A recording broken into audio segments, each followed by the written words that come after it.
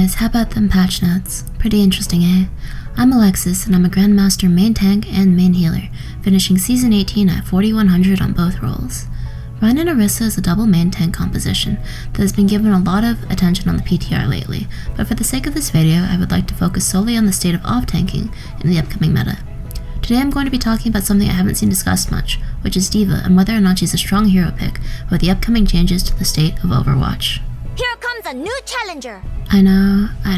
Who plays D.Va in 2019, right? LOL. I get the feeling you're not taking me seriously. I know I haven't played D.Va in quite a while, but boy oh boy, is that about to change. I firmly believe that the upcoming meta shift brought about by the November 13th PTR patch notes benefited D.Va the most of all the off-tanks. Played well, she has the potential to be the most versatile and best off-tank.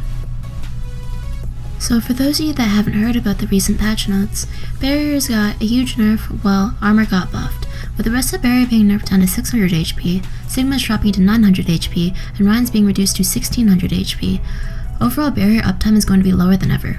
Say goodbye to Barrier Watch, thank God. But how does this affect D.Va, and why is she in a better spot than Hog and Zarya in the upcoming meta?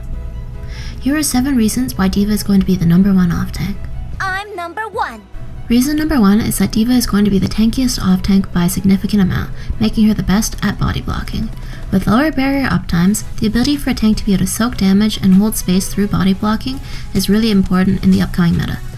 Zarya and Hog don't do this nearly as well as D.Va, who is by far the tankiest of the 3 off-tanks, because of her armor and defense matrix. Let's take a look at how tanky D.Va is relative to Hog and Zarya.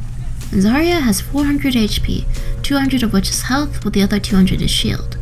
Hog has 600 HP, all of which is health.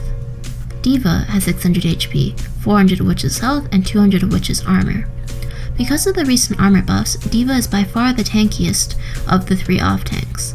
Comparatively, Hog has a same-sized health bar, but is less tanky because he lacks armor and can only soak damage through his health pool. His lack of armor means that he will technically feed more ult charge than D.Va when taking damage.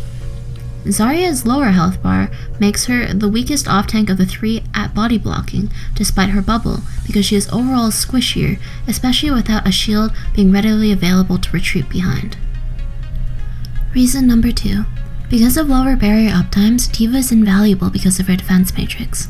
I could see D.Va being played as an off-tank to Orisa, because despite Orisa's Fortify now being on a lower cooldown than before, at 8 seconds, and being given a buff because of her new added armor, Orisa's shield uptime is still going to be incredibly low. Whether you're a Grandmaster or Platinum, Orisa's head hitbox is easy to hit, since it's actually the size of a football. When the shield goes down, having a D.Va to DM the important cooldowns from the enemy team, like Anti-Nade, Storm Arrow, or even a Widow headshot, is invaluable. In the most recent PTR patch, her DM cooldown got reduced from 2 to 1.5 seconds. This is huge. D.Va can now flash DM as needed to eat incoming burst damage and big enemy cooldowns. D.Va 1, bad guy 0. Reason number 3. Lower barrier uptimes means that hit scans are making a comeback. But what does this mean for D.Va, and why is this such a hugely important factor in her making a comeback into meta? More hit scans means more high ground, and more high ground means that high ground contest is much more valuable than it was during double shield meta, where everyone pretty much just sat behind shield most of the match. D.Va is the only off-tank that contests high ground. This makes her infinitely more valuable than Hog or Zarya when playing against hit scans. Also, her defense matrix allows her to deny hit scan ultis, like High Noon and Tactical Visor, now that you can't hide behind shields nearly as effectively anymore. I know, who plays Soldier in 2019, but he's actually not a throw pick anymore, I swear. Reason number 4 for why D.Va is going to be much more effective in the upcoming meta shift is that D.Va counters aren't going to be played as much. So D.Va was effectively useless against double shield meta. She didn't do enough damage to break shield, her DM didn't eat Sigma rock so she got rocked in the face a lot, she got frozen by Mei, didn't do enough to stop Doomfist, and Symmetra pretty much melted her. But fear not, D.Va Wondrix. Barriers got a nerf, so double shield isn't really that effective anymore. There's no longer any reason to play Doomfist, Symmetra, or Mei because those characters don't have shields to stand behind or to ramp up charge on, so D.Va is suddenly not going to walk into a choke and get frozen, melted by turrets, or slammed into a wall by a Doomfist. That means she's playable again. But what about Zarya? She just got a buff to her right click, right? Does she melt D.Va now? I'm not scared scared. I'd actually say that this isn't really the case. With shields having such low uptime, there's not much reason to play spam damage heroes designed to break shields like Bastion or Junkrat anymore, because the shields are going to break anyway. More hit scans and less spam means that Zaryas will have less charge and more difficulty gaining charge than in other metas, especially because, with less shields, Zarya as a squishier off-tank should theoretically die more frequently, meaning more charge should be lost over the course of the match. So Symmetra, Mei, and Zarya are no longer huge problems for D.Va anymore. Reason number 5. Less barriers also means that the healer lineup is changing. Let's face it, D.Vas feed pretty freaking hard. In Moira Lucio comps, D.Vas use too much of a Moira's resource bar to be really justifiable to play. Now with the nerfs to barriers, Ana and Zen will become much more viable, meaning that all of D.Va's feeding is just tactically charging Nano Boost. Healers like Ana and Zen will find that it'll be easier to get anti-nades, sleeps, and do damage with less shield uptime. In the new meta, no longer will they be zoned by shields, or spend their entire match shooting shields. How is this shift in healers relevant to D.Va though? Well-played D.Vas can dive these relatively vulnerable healers easier than a Hog or a Zarya, especially if the healer's positioned on the high ground. Less shield uptime means that it is easier for a Hog to get hooks, but it also means that a Hog is more vulnerable to anti-nades and sleep darts. So how does Zarya fare against these specific cooldowns with the changed healer lineup? Well, Zarya Bubble can only cleanse one other person of anti-nade every 8 seconds. It's technically more valuable to eat these cooldowns like anti-nade and sleep as D.Va with her defense matrix, especially now that it is flashable. Reason number 6. D.Va is actually going to be a fairly decent off-tank for Reinhardt too. Reinhardt buffs are awesome. I'm a Reinhardt main, and yes, I'm really excited for what I saw in these patch notes. Steadfast now reduces knockback by 50%, and Rein is tankier than ever before with his new armor buffs.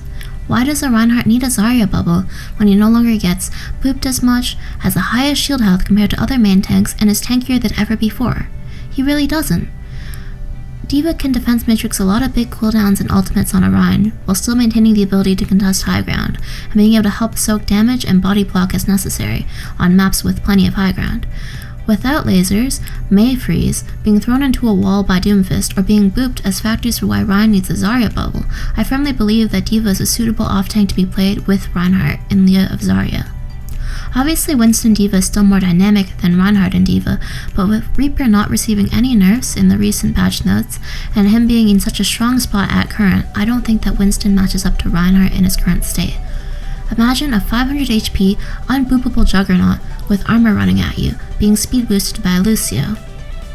Now imagine him being defense matrixed by a 600 HP armored D.Va, who eats your sleep dart and anti-nade. That is a Rein D.Va tank duo. Easy mode. Reason number 7 is the 6k D.Va bombs, bro. Better brush up on those D.Va bomb lineup videos, because D.Va's ultimate has never been in a better position, ever. Lower barrier uptimes, less mobile supports like Zenyatta and Ana coming back into use, and hit scans on high ground means that well-thrown D.Va bombs are going to get more value than ever before. I'll see you guys on Reddit.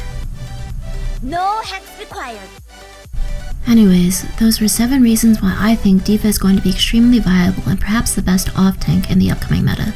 Her incredible versatility puts her in a decently strong spot for competitive ladder play. Thank you guys for watching. I hope you guys get some 6k D.Va bombs. If you enjoyed the video, please leave a like and comment, or hit the subscribe button to be notified about my next video.